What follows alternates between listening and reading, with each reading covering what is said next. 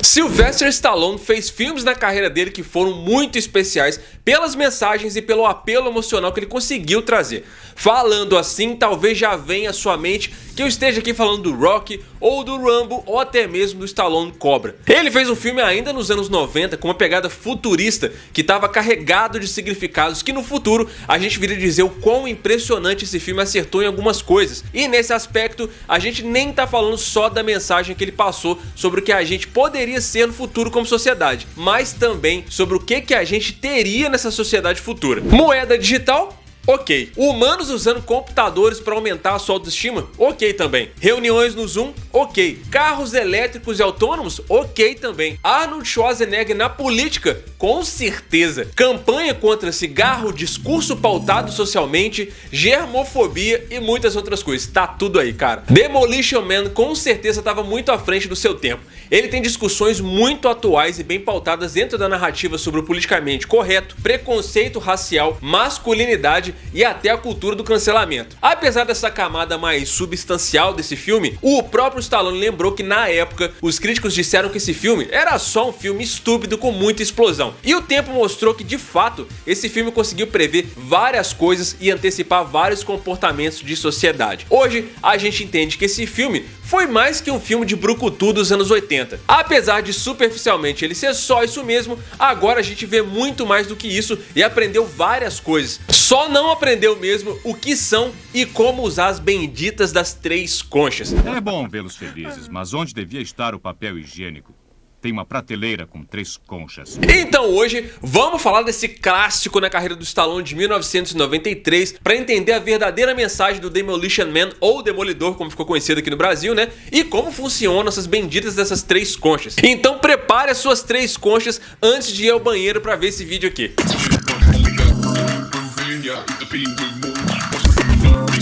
O filme começa ainda em 1996. O criminoso e psicopata Simon Phoenix sequestra um ônibus cheio de reféns e se esconde em um prédio abandonado. O sargento John Spartan, conhecido como o Demolidor, porque por onde ele passa, ele destrói tudo para tentar resolver os problemas ao qual ele foi chamado para resolver, o que já é uma crítica excelente aos filmes de brucutu e de super-heróis da época, que os caras estavam lá para resolver as coisas, mas deixavam tudo pior pelo caminho, né? Mas enfim, ele decide atacar o prédio onde o Simon tá com esses reféns sem autorização na tentativa de prender ele. Ele faz ali uma varredura térmica, não encontra sinal dos reféns e aí o John Spartan invade o prédio e enfrenta o Simon Phoenix, que acaba explodindo o prédio. Mais tarde, os corpos dos reféns são encontrados nos escombros e o Simon Phoenix diz que o John Spartan sabia dos reféns e mesmo assim ele atacou. Viu essa, capitão? Eu disse a ele disse que não ligava. Oh meu Deus, como pode sacrificar essas pessoas inocentes só pra me pegar? Aí por causa disso, os dois acabam sendo condenados a longas penas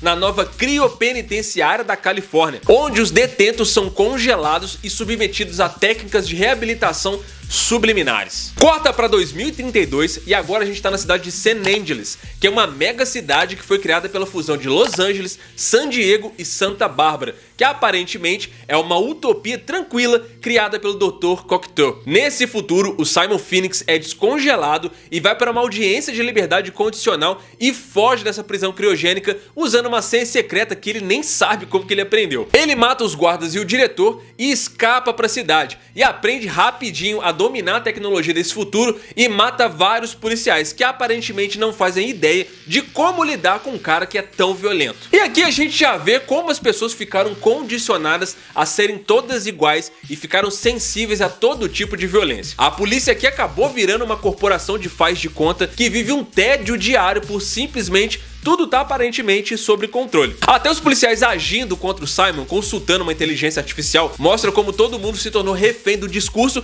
e estão totalmente desarmados em diversos aspectos. A sociedade realmente tá em paz ou eles foram condicionados a um ponto de serem controlados? Maníaco compulsivo. Solicito conselho. Com um tom firme de voz, mande o maníaco se deitar com as mãos nas costas. Oh, tô morrendo de medo.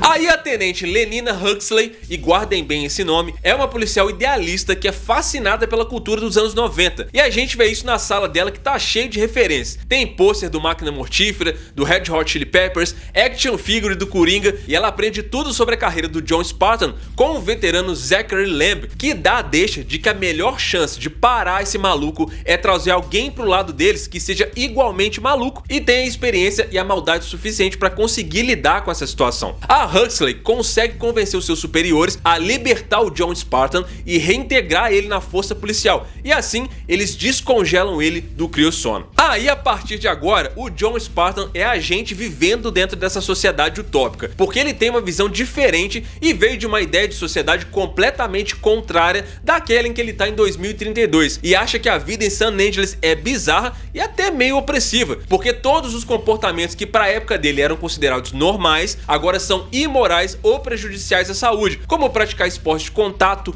beber álcool, xingar, comer carne e até ter relações íntimas. Tudo isso foi proibido. Ele é despertado e descobre que a esposa dele morreu em terremoto em 2010 e mal dá tempo de saber o que aconteceu com a filha dele. A Huxley até se oferece para investigar o que puder sobre ela, mas ele meio que descarta a ideia, achando que não se encaixaria na vida dela de qualquer forma. Na época, o roteirista Daniel Waters contou que na verdade eles chegaram a filmar uma cena em que o John Spartan se encontraria com a filha dele, que é interpretada pela Elizabeth Huskill. Mas essa cena foi cortada porque, segundo o produtor Joel Silver, meio que atrapalhou o ritmo do filme. O primeiro choque do John Spartan é quando ele pede um cigarro e eles nem sabem o que é isso, porque isso faz mal pra ele, portanto é proibido. Eles vão atualizando ele sobre essa sociedade em que eles vivem, e isso gera um dos melhores momentos do filme, que é quando o John Spartan tá querendo se aliviar no banheiro e tem a tal das 3 conchas que ele não faz ideia de como usar. Mas ele sabe que cada vez que ele comete uma infração dentro desse conjunto de leis, ele leva uma multa que é impressa. E aí ele dá um festival de palavrão pra ter papel pra conseguir ir ao banheiro, pra não ter que usar a tal das 3 conchas. Pentelho, babaca, pé no saco. Adeus para as 3 conchinhas. E aí é claro que muitos policiais e até o próprio público veem o Spartan como um selvagem, enquanto a Huxley, que tem todo esse conhecimento dos anos 90, acha aquilo tudo o máximo. E assim, por anos as pessoas ficaram se perguntando sobre esse mistério das 3 conchas. E em 2014, o roteirista do filme, Daniel Waters, explicou a origem das 3 conchas. Ele explicou que estava tentando pensar em alguma coisa futurista que o Spartan encontraria no banheiro dessa época. Ele ligou para um amigo que também era roteirista procurando algumas ideias, e por coincidência, esse amigo estava naquele momento no banheiro. Ele olhou em volta e disse: "Eu tenho um saco de conchas como enfeite aqui no meu banheiro." E aí o Waters pensou: ok, eu vou fazer alguma coisa com isso. Algumas teorias apareceram na internet sobre a utilização delas. Teoricamente é bem simples você usar. Você junta 2 delas e aí você tira qualquer coisa que tiver grudada nela, se é que você me entende. Depois, com a terceira, você raspa a área onde sobrou alguma sujeira. Enfim, aí você joga as 3 conchas no vaso e termina suas coisas. Bom, isso foi o que as pessoas imaginavam na internet, mas na verdade, as conchas seriam como 3 botões para lavar, enxaguar e secar. Isso seria um jeito mais civilizado de lidar com a limpeza depois de um momento de usar o banheiro. Pelo menos é isso que essa sociedade mais conservadora preferiria, porque eles não queriam lidar com isso manualmente. Mas no final o que importa é que o resultado seja bem limpinho, né? E isso na verdade é muito interessante, porque acabou conversando com esse conceito de sociedade que é toda limpinha. Eles não podem comer mal, eles não podem fazer nada que tenha problemas físicos, eles não podem se machucar e tudo mais. Então seria muito herege no sentido social que eles lidassem com a própria sujeira, não seria uma coisa muito interessante. Então essa ideia das 3 conchas, ela fala muito também sobre o quão limpo essa sociedade se vê. Então eles não são capazes de lidar nem com a própria sujeira, eles não querem ter contato físico com isso de maneira nenhuma, nem com o próprio corpo. Uma boa sacada do Daniel Waters aí. Prevendo que o Simon vai tentar conseguir algumas armas, o Spartan leva Huxley para um museu e encontra o Simon saqueando uma exposição de armas, e para surpresa dele, por algum motivo o Simon tá ainda mais perigoso. Aparentemente ele tem até mais habilidades do que ele tinha antes. Agora ele domina artes marciais e até é hacker. Aí com toda essa habilidade, o Simon consegue escapar e confronta o Cocteau, mas não consegue matar ele porque o cara fez um implante nele com um comando que impede ele de fazer isso. E em vez disso, ele dá uma ordem pro Simon de matar o Edgar Friendly, que é o líder de um grupo de resistência chamado Scraps, que na tradução aqui ficou alguma coisa como ralé. Esse grupo aí tá se recusando a seguir esse modelo de sociedade utópico com essas ideias morais que o Cocteau implantou, e eles vivem nas ruínas subterrâneas da velha Los Angeles. Aí o John Spartan e a Huxley conseguem ver essa conversa pelas câmeras de segurança e checam os registros da prisão criogênica. E aí o que acontece? Parte do programa de reabilitação dessa prisão criogênica consistia em dar novas habilidades para os reintegrantes para que eles pudessem ter o seu papel nessa sociedade quando estivessem prontos para voltar a viver com as outras pessoas. E nessa daí eles descobrem que o safado do Cocteau meio que adaptou o programa de reabilitação do Simon Phoenix para deixar ele ainda pior do que ele era antes em 1996, enquanto o programa de reabilitação do John Spartan só fez ele saber tricotar e costurar. E aí, percebendo que o Edgar Friendly tá na mira do Simon, o Cocteau concorda em liberar mais prisioneiros criogênicos para formar uma gangue, e o Simon quer levar essa galera junto com ele para ir atrás do Edgar no submundo. E eu vou precisar de ajuda.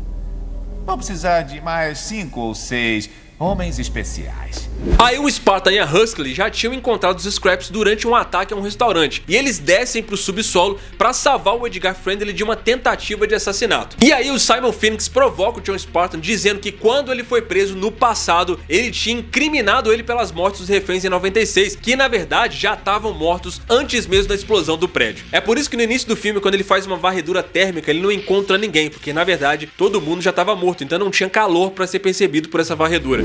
Lembra daquele ônibus com 40 passageiros que você explodiu tentando me pegar? Eles já estavam mortos.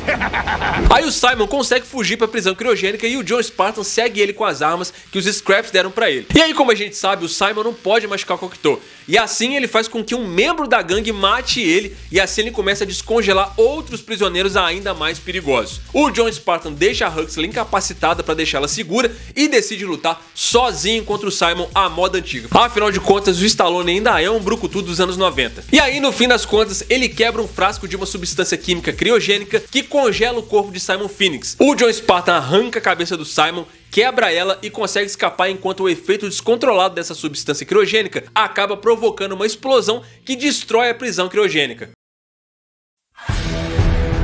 A polícia acaba ficando com medo de que a perda do Cocteau e da prisão desestabilize a sociedade, mas o John Spartan sugere que ele e os Scraps trabalhem juntos para combinar o melhor da ordem e da liberdade pessoal. Por que não se sujam um pouco? Estão muito limpos. Em algum lugar no meio... Eu sei lá, vocês vão descobrir.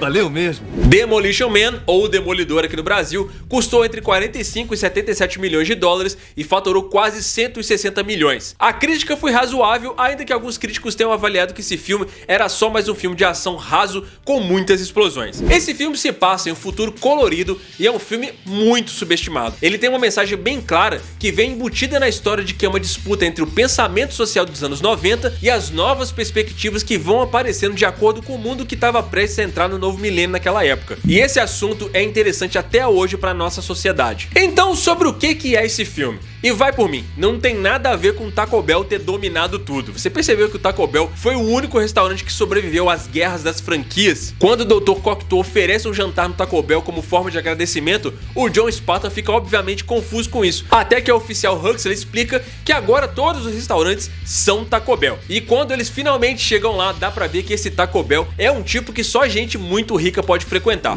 Você não percebeu que o Taco Bell é o único restaurante que sobreviveu à guerra do franchise? E daí? Daí que todos os restaurantes são Taco Bell.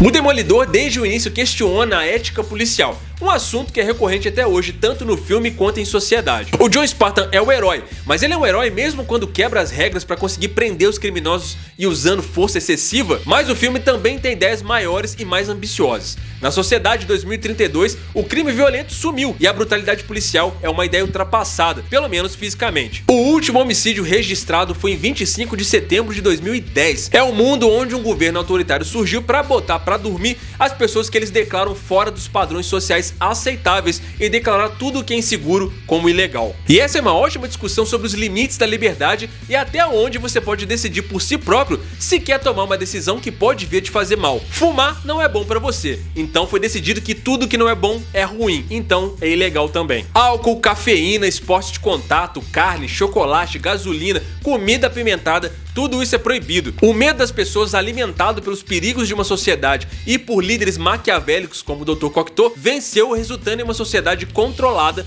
onde os direitos individuais foram sacrificados pela segurança. A sociedade é vigiada por um sistema de segurança avançado que usa microchips obrigatórios nos corpos das pessoas para conseguir rastrear elas se assim eles precisarem. Em 2032, até falar um palavrãozinho rende uma multa e as armas desapareceram, viraram itens de museu. E não é o movimento conservador ou liberal que levou essas regras a acontecerem. O filme mostra que é um medo que vem de todos os lados. O aborto é legal, mas a gravidez também, caso você não tiver uma licença. No filme, tudo é sobre segurança. As pessoas nem têm relações íntimas reais, elas não trocam nem fluidos corporais. É verdade, em 2032, tudo é um tédio miserável. Você sabe a que isso leva? É claro que eu sei. Filhos, fumar, assaltar a geladeira. A excessiva troca de fluidos corporais foi uma das maiores razões da decadência da sociedade. A mensagem principal do filme é que a sociedade que se declara não violenta pode acabar sendo autoritária, onde os rebeldes são escondidos e reprimidos. O que lembra até um pouquinho a ideia do livro Admirável Mundo Novo, do Aldous Huxley. Lembra do nome da personagem da Sandra Bullock? Talvez não seja mera coincidência. Assim como em Admirável Mundo Novo, é exatamente isso que Demolidor tenta passar. O chefe de polícia aqui é todo ambicioso, querendo ser uma espécie de ditador, mas ao mesmo tempo ele odeia violência e grosseria. Ele vive dando bronca no Stallone, chamando ele de selvagem, que é uma referência direta a Admirável Mundo Novo, e tirando sarro porque ele não entende como as coisas funcionam em San Angeles. O Admirável Mundo Novo do Aldous Huxley é sobre uma sociedade futurista onde tudo é controlado para evitar ofensas. Dentro desse contexto, no começo do filme, a Huxley parece que é só aquele tipo de personagem que a Sandra Bullock sempre faz. Ela é tão inocente que nem entende a própria sociedade onde ela tá vivendo de verdade, mas por isso mesmo ela é super importante para levantar questões difíceis nesse filme. A personagem que a gente espera que vai ser toda certinha, na verdade tá querendo violência travestida de ação. E isso aí é bem sombrio, principalmente quando a gente pensa no que isso diz sobre a natureza humana. Será que a violência e a disputa de poder piramidal em sociedade é uma coisa inerente a nós humanos? Os prisioneiros são cubos de gelo. Não se mexem. Eu acho que essa falta de estímulo é decepcionante. Independente do sistema vigente, a gente sempre vai caminhar pro domínio uns dos outros. E ela tem essa coisa toda com os anos 90, quando as pessoas ainda corriam o risco de passar por violência e assassinato. Mas a Huxley tá sendo honesta consigo mesma. Nessa cidade super segura, onde não tem ameaça de violência, a vida simplesmente não é tão emocionante. E isso faz a gente mais uma vez refletir sobre os nossos limites de liberdade. Se eu sei que é nocivo comer McDonald's ao longo da minha vida e decido comer mesmo assim, eu devia ser proibido de comer porque alguém definiu pra mim que isso é perigoso pra minha vida? Será que isso não impediria a gente de ter a chance de errar e aprender com os nossos próprios erros? O que faz a gente amadurecer como pessoa não são as experiências que a gente tem ao longo da vida, mesmo que elas sejam perigosas? Nessa sociedade cheia de reflexões, como não tem mais crimes violentos, a polícia não tá preparada para lidar com eles quando eles acontecem. Então, quando aparece um bandido violento como o Simon em 2032, ele se aproveita disso porque ninguém sabe como reagir àquele tipo de comportamento. Fora que a questão do desarmamento no filme é tratada de um jeito muito inteligente com relação à contradição de ele estar numa sociedade do futuro em 2032. Se por um lado, as armas de fogo são ultrapassadas nessa sociedade e a proibição delas ajudou a diminuir os crimes com armas de fogo, quando o Simon consegue pegar uma arma de fogo no museu, ele fica ainda mais perigoso, porque naquele futuro ninguém mais tem uma arma. Se a régua abaixou para todo mundo, o primeiro que pegar em uma arma vai ter a vantagem sobre os outros. Os sistemas que essa sociedade implementou também trouxeram vários outros problemas complexos gerados a partir das próprias soluções que eles trouxeram. O Simon é um criminoso violento no mundo onde a violência simplesmente não existe. Isso traz uma pergunta complicada. O Estado deve usar a violência para deter e evitar os violentos e proteger as pessoas que podiam ser vítimas? É aí que entra o John Spartan. A força policial aqui, que é basicamente o Estado, dá liberdade condicional para ele justamente porque ele é o cara que não tá dentro dos padrões do politicamente correto. Ele usa força excessiva, ele pensa que os fins justificam os meios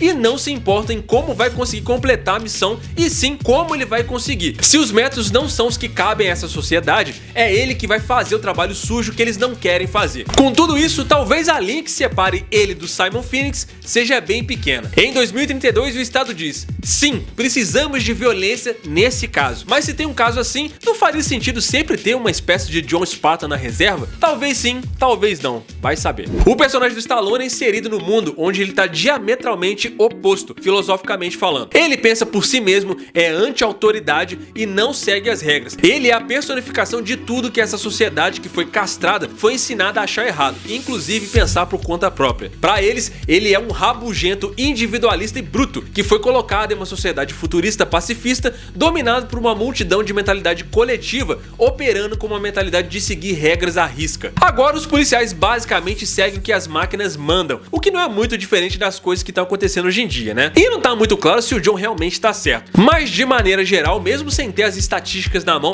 e eu nem confiaria nas regras do governo no futuro do Demolidor, né? A violência policial em 2032 parece ser bem desnecessária e rara. Isso parece ser uma coisa boa, apesar de ter um lado ruim junto. Não fica muito claro como o filme quer que a gente se sinta sobre a filosofia do John Spartan em alguns momentos. De certa forma, parece que ele quer que a gente idolatre ele por ele não seguir os procedimentos. Mas se a gente olhar o filme com um pouco mais de reflexão, parece que ele quer que você questione as ações dele. E isso tem muito a ver com os contextos onde você está inserido em sociedade também. Aqui no Brasil, por exemplo, muitos veem o personagem do Capitão Nascimento em duas facetas. Ora como um policial que luta contra o sistema e faz o possível para estabelecer a lei, e ora como um policial que usa de força excessiva através do poder do Estado. Dependendo de onde você vê esse personagem na sua inserção de sociedade, você acha uma coisa ou outra. Apesar do que o diretor quis passar, muita gente em 1993, no Demolidor, aplaudiu de pé a resistência do John às regras e a forma como ele trata os criminosos. Assim como muitos brasileiros abraçaram o Capitão Nascimento, que queria passar uma mensagem e acabou passando outra. O John Spartan fica totalmente perdido em 2032, quebrando todas as regras e normas desse tempo. Isso acaba que traz um pouco de equilíbrio para uma sociedade que está desbalanceada. Ele vem de um mundo onde a ilegalidade e o individualismo era normal,